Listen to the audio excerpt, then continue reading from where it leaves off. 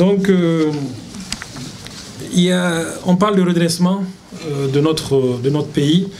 Ce redressement ne peut se faire aussi sans notre système éducatif. J'ai eu à me prononcer sur cela de façon exhaustive quand j'étais à Gao, mais je voudrais prendre un petit moment ici pour parler aussi de l'école malienne. L'école est un bien qui nous est commun à tous. Et c'est même le bien, le prix précieux qu'un État ou bien une nation peut avoir. Donc aucun gouvernement responsable et sérieux ne peut badiner avec la question de l'école. Et ce matin, en arrivant ici à Tombouctou, j'ai été très heureux, très touché de voir que parmi la population qui m'accueillait, puisque chacun se présentait, il y avait des enseignants, il y avait des directeurs d'école, il y avait des directeurs d'académie, et il y avait beaucoup d'élèves qui étaient là, des enfants, et des enfants qui ont exprimé leur désir ardent de retrouver le chemin de l'école, de retrouver les bancs et de reprendre les cours. Et c'est ce même désir, je vous le dis ici aujourd'hui, qui anime le gouvernement. Et nous ferons tout ce que nous pouvons pour pouvoir faire en sorte que l'école puisse reprendre le plus rapidement possible et que les enfants puissent aller à l'école et apprendre.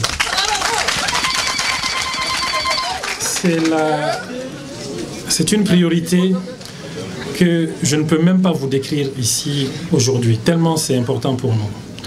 Nous sommes un gouvernement, je suis à la tête d'un gouvernement, d'une équipe qui n'est pas un gouvernement va-t-en-guerre, qui n'est pas un gouvernement qui cherche à croiser le fer avec quiconque, encore moins les enseignants, sur la question de l'école.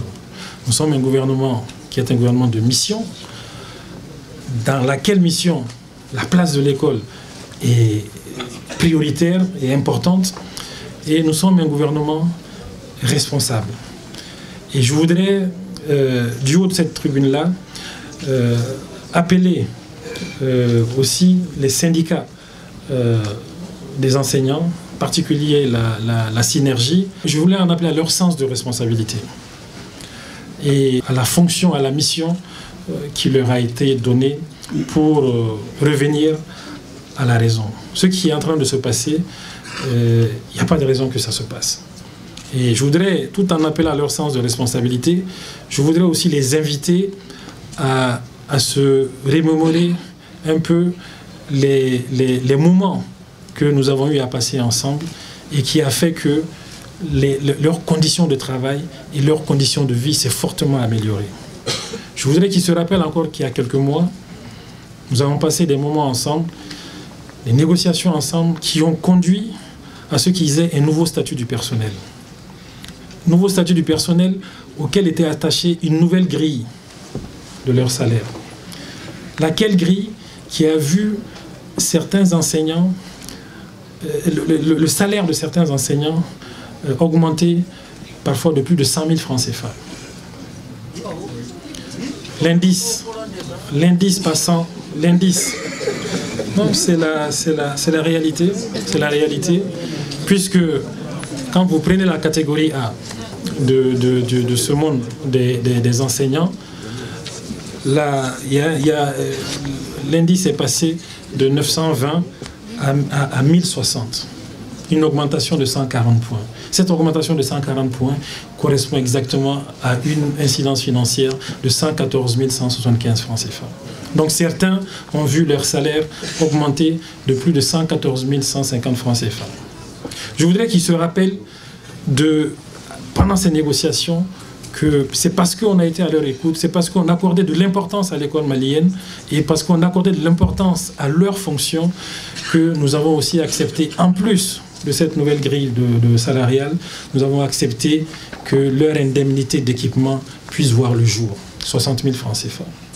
Nous avons accepté que les primes de zone et les primes de logement puissent augmenter avec une amplitude de pratiquement 20 000 francs CFA.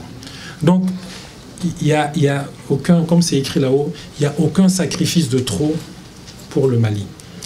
Le gouvernement a fait des efforts pour les syndicats du monde des enseignants. Aujourd'hui, nous avons une catégorie d'enseignants dont le salaire est supérieur à 600 000 francs CFA. Je voudrais simplement qu'ils se rappellent qu'il y a quelques années, je suis sûr que dans cette même salle, il y a des enseignants à la retraite, il y a quelques années, dont les salaires étaient 10-15 fois moins chers. Il y a quelques années, qui pouvaient faire 3, 4, voire 5 mois sans recevoir leur salaire, mais ils ont toujours été présents en salle, ils ont toujours dispensé leurs cours, parce que c'est le transfert de la connaissance qui reste le plus important. C'est à ce sentiment aujourd'hui que je souhaite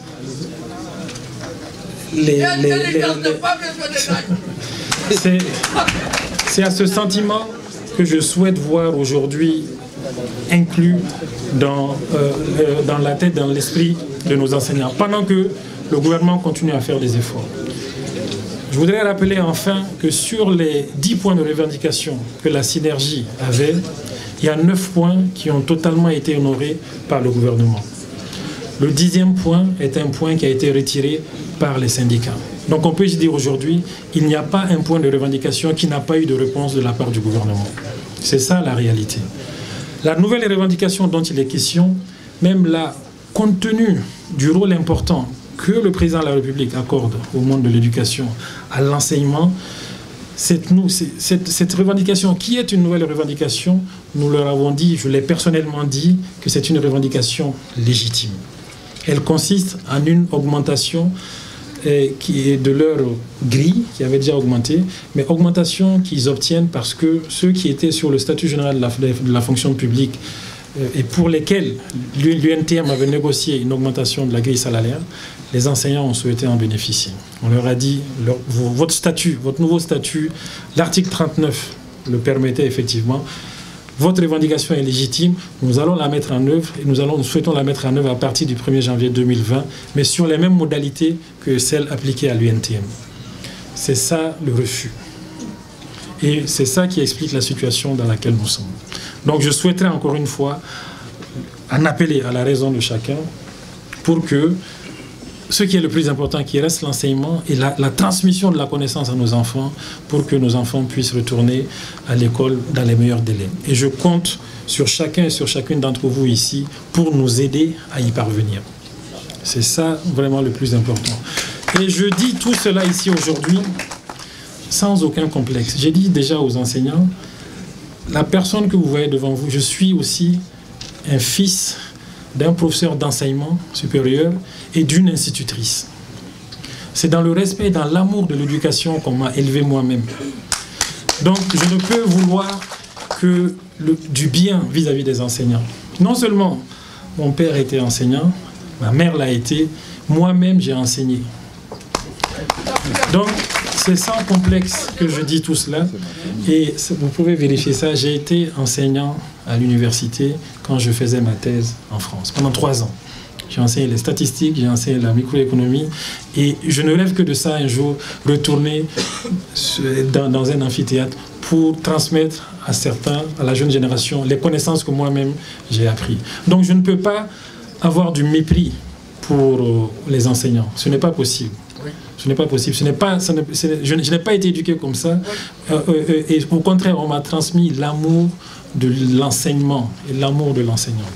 Donc, je souhaitais prendre un peu de temps sur cette question aujourd'hui et surtout en appeler à ceux qui ont bien voulu m'accueillir ici ce matin avec beaucoup de respect et beaucoup de bienveillance.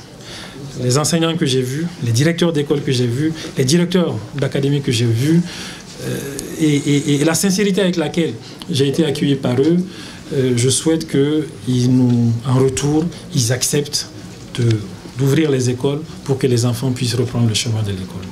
Donc, il était important que je fasse cette précision ici aujourd'hui.